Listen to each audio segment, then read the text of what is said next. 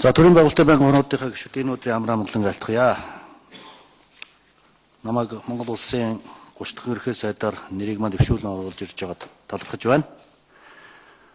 За ерөнхийдөө энэ бол тодорхой гэж би ойлгож байгаа. Төрийн ажил эмх зэгцтэй зохион байгуулалтаа хэвийн цаашаа үргэлжлэх ёстой. Өвөл хаяанд ирсэн байна. Энэ жил өвөлжил хүндэрч магадгүй. Яамдуудыг татан буулгаж, нийлүүлж, нэгтгэж, тоогийн нэмсэн алснараа бид нар амжилт болохоор цаг хугацаануудыг амжилт болохоор бүтэц зохион байгуулалтыг бид нар өнгөрсөн хугацаанд өндөө хийсэн. Би цаашаа Эрдэнэт ерөнхий сайдын байгуулсан энэ засгийн газрын бүрэлдэхүүн бүтэц цаашаа хэвээ ажиллах ёстой гэж бодож байгаа. Нэг ясандаа аль нэг яам агентлыг татан буулгахгүй. Аль нэг дэшээ өвлийн хөтнөө санал ширээ зөөлгөж гүйлэхгүй. Тамга тэмдэг баланк шинээр хөлүүлэхгүй. Энэ ажил цаашаа хэвээ явна гэдгийг нэгдүгээр илтгэе. Хоёрт нь давхар дээлийн тухай асуудал байгаа. Монгол улсын үндсэн хууль, бусад хуулинд тодорхой зүйлүүд заагдсан байгаа. Энэ хуулийн хүрээнд цааш нь хэрэгжүүлээ авч явна гэж бодож байна. За дээд нар давхар дээлийн тухай асуудлыг би бас намын болон үлгийнхээ асуудал хурал дээр бас энэ тухай асуудлаа тодорхой байр суурьаар илэрхийлж ярих болно гэдгийг илэрхийлж байна. За өөрийн асуудал байгаа. Та бидний өмнө хамгийн их толгомдсон зүйл бол өрийн асуудал. Монгол улсын засгийн газрын дотоод болон гадаад өнөөдрийн байдлаар 24 их найдад хүрсэн байна. Цаашаа энэ өрийн асуудал нэмэгдэж магадгүй. За эх жил бид нар он гарангуудаа Чингис бондны 500 сая, Дэм самын 161 сая, нийтдээ 661 сая орчим долларын өрийг төлөх ёстой. Энэ өрийг шийдвэрлэх асуудлыг сангийн яам бас холбогдох байгууллагууд хөдөлтөд явж байгаа. Энэ ажлыг цааш нь өргөжлүүлэн хийн. Хамгийн сайн хариулт бол үннийг хэлэх гэж би ойлгодог. Цаашдаа үннийг хэлж ажиллана гэж бодож байгаа. Хуулийн хүрээнд ажиллана гэж бодож байгаа.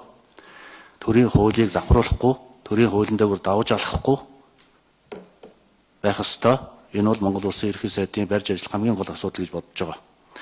Тийм учраас өрийн асуудал дээр бол бид нар цаашдаа гадаад бонд гаргаж энэ өрийг цэгцлэх асуудлыг ярьж байна. Үүнээс ч өөр арга байхгүй. Олон улсын валютын сантаа байгуулсан гэрээ цаашаа хэвийн үргэлжилж явах нь чухал гэж үзэж байгаа. За тэтгэвэр тэтгэмжийн тухай асуудал дээр бол 2018 оны төсвийн төслийг би бас үзсэн өчигдөр. Тэтгэвэр тэтгэмжийг бас тодорхой хэмжээнд нэмэх ийм одоо төсвийн төсөл орж ирж байгаа. Энэ төсвийн төслийг цааш нь явуулъя гэсэн бодолтой байна. За уул уурхайн асуудлууд байгаа. Монголын ард түмний хамгийн их сэтгэл эмзэглэдэг зүйл бол энэ уул уурхайн асуудал. Би ч өөрөө энэ дээр эмзэглэж явдаг. Байгалийн доорх баялаг бол Монголын ард түмний баялаг байх ёстой. Энэ бол миний амьдралын философи хувь нь. Монгол улсын үндсэн хууль нь ч гэсэн заасан байна. Тийм учраас байгалийн доорх баялаг ард түмэндээ хүртээмжтэй зөв хуурилтыг хийж, зөв зохистой хуулийн хүрээнд уул уурхайн салбарыг цааш нь хөгжүүлэх ёстой гэж үзэж байгаа.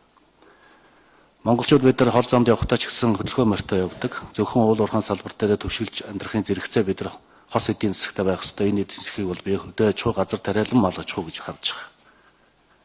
Ард түмний хүнсээр хангах ёстой, эрүүл хүнсээр хангах ёстой. Ард түмнийг өлсгөж болохгүй. Дотоодынхаа хэрэгцээ хангахын зэрэгцээ бид нар гадаадад экспортод хүнс гаргах бүрэн боломж байгаа. Тийм учраас энэ үлдэж байгаа хугацаанд хэрвээ сонгогдвол, томилогдвол шинэ ерөнхий сайдын бас нэг барьж ажиллах асуудал бол энэ хөдөө аж ахуй газар тариалан мал аж ахуйг хөгжүүлэх, дотоодынхаа хэрэгцээг хангах, цаашлуул гадаадад экспортод гаргах, одоо доллар олох, хөрөнгө олох ийм одоо боломж нөхцөлийг бүрдүүлэн ажиллана гэж бодож байна. Монгол бол хүнсний орн байх бүрэн боломжтой орн гэж бодож байгаа. Бидэнд том хоёр зах зээл байна. Оросын холбооны улс 140 сая хүнтэй, бүгдөө хятад ард улс мэлад 300 сая хүнтэй, сая 2 хүүхэдтэй болох хууль гарсан. Цаашдаа том удахгүй 2 тэрбум хүнтэй болж магадгүй. Хэдийгээр монголчууд бид нар өөрсдөө далаад гарцгүй гэж ярьдаг боловч бид нар бол хүн далаад гарцтай ард түмэн. Энэ хоёр том зах зээлийг бид нар ашиглах ёстой. Энэ рүү чиглэсэн хүнсийг Монголдо органик цэвэр бүтээгдэхүүнийг үйлдвэрлэж хүнсийг энэ хоёр том зах зээл дээр гаргах ажлыг хийх ёстой гэж ингэж бодож байна. Ингэж чадвал бас Монгол улсын эдийн засаг өсөж өндөх ийм одоо боломж нөхцөл бүрднэ.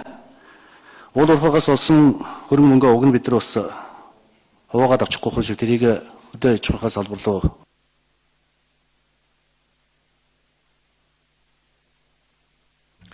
Микрофон энэ 3 номерын микрофон. Энэ уул уурхайгийн салбараас олсон мөнгөө бид нар өдөө аж ахуй руу хийж, өдөө аж ахуйд эргэлт хийгээд өдөө аж ахуйас гарсан орлогоосоо бид нар ард түмэн бас дивиденд авах ийм боломж нөхцөл бас байгаа гэж ингэж харж байна. За 60 тэрбумын асуудал байна. 60 тэрбумын асуудлыг бол хуулийн хяналтын байгууллага шалгаж байгаа. Авилгатай тэмцэх газар дээр ажлын хэсэг байгуулагдаад прокуророос үүрэг өгсөн. Авилгатай тэмцэх газар, цагдаагийн газар хамтарсан шалгалт хийж энэ 60 тэрбумын асуудал үнэхээр хийгдсэн үү, хийгдэггүй гэдгийг шалгаж байгаа учраас би одоо мөрдөн байцаалтай ажиллагаанд оролцох эрх надад байхгүй. Энэ талаар би бас тодорхой хариулт өгөх боломжгүй байна. Ер нь бол одоо хэл ахуул авилгалтай бол хатуу тэмцэнэ. Монгол төрийг муухай харагдуулж байгаа Монголын ард түмний ажил амьдралыг доош нь татж байгаа энэ Монгол улсын төсөв санхүүг бодлоготуулж байгаа бидний амьдрал гэрэл гээтэй сайхан байхад маань хамгийн их садаа болж байгаа зүйл энэ авилгал хэл ахуулын асуудал. Энийг бид бүгдээрээ мэдж байгаа. Тийм учраас цаашдаа энэ авилгал хэл ахуултай тэмцэж ажиллах болно гэдгээ илтгэе. Баярлалаа.